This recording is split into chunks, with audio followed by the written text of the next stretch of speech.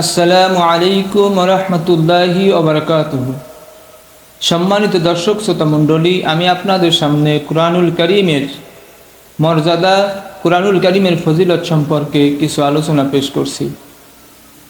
রাসূল আকরাম সাল্লাল্লাহু আলাইহি ওয়াসাল্লাম বলেন, ক্বালা নবী রাসূলুল্লাহ সাল্লাল্লাহু আলাইহি ওয়াসাল্লাম, খায়রুকুম মান তাআল্লামাল কুরআনা ওয়া আল্লামাহু। তোমাদের মধ্যে সর্বোত্তম ওই ব্যক্তি যে নিজে কোরআন শিখে এবং অপরকে শিক্ষা দেয়।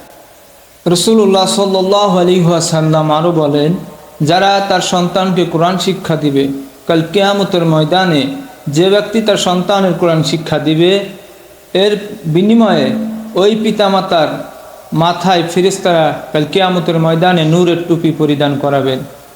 সম্মানিত উপস্থিতি, সম্মানিত দর্শক শ্রোতা মণ্ডলী, এই হাদিসটা বলতে আমার একটা ঘটনা মনে পড়ে গেল। আব্দুল্লাহ ইবনে আব্বাস রাদিয়াল্লাহু তাআলা আনহুমা ওনার স্ত্রীকে বললেন, ও স্ত্রী, আমি হয়তো আর বেশি দিন এই দুনিয়ায় থাকবো না। আমি রাতের বেলায় স্বপ্ন দেখলাম আমার আব্বা আমাকে ডাকছেন। অর্থাৎ এই স্বপ্নের তাবির হলো, যদি কোনো মৃত ব্যক্তি কাউকে ডাকেন তাহলে বুঝতে হবে তার হায়াত আর বেশি দিন নেই।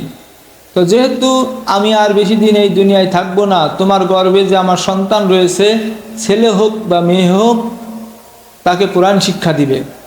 যখন এই কথা বলার কিছুদিন পর আব্দুল্লাহ ইবনে আব্বাস রাদিয়াল্লাহু তাআলা আনহুমা ইন্তেকাল করলেন। ইন্তেকাল করার পরে তখন এর আগে ওনার স্ত্রীকে আর একটা নসিহত করেছিলেন যে আমার কোনো যুবক সাহাবী যেন আমার জানাজার নামাজ আদায় না করেন, আমার নামাজের ইমামতি করবেন, জানাজার নামাজের ইমামতি করবেন বৃদ্ধ সাহাবী যে কোনো একজন। তো এই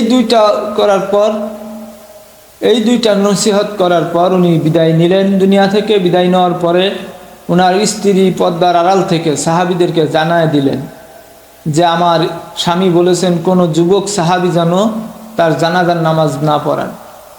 তো যখন জানাজার জন্য প্রস্তুত করা হচ্ছে, আকাশ থেকে, আসমান থেকে একটা হলুদ রঙের বড় পাখি আসলেন।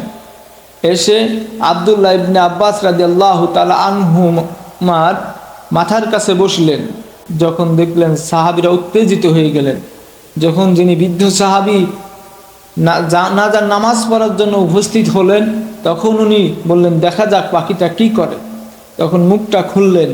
মুখটা খোলার পরে কুরআনুল কারীমের এই আয়াতটা তেলাওয়াত করলেন, ফাদখুলি ফি ইবাদি ওয়াদখুলি জান্নাতি। বারবার এই দোয়া পড়তে লাগলেন, ঠোঁটে চুমু খেতে লাগলেন।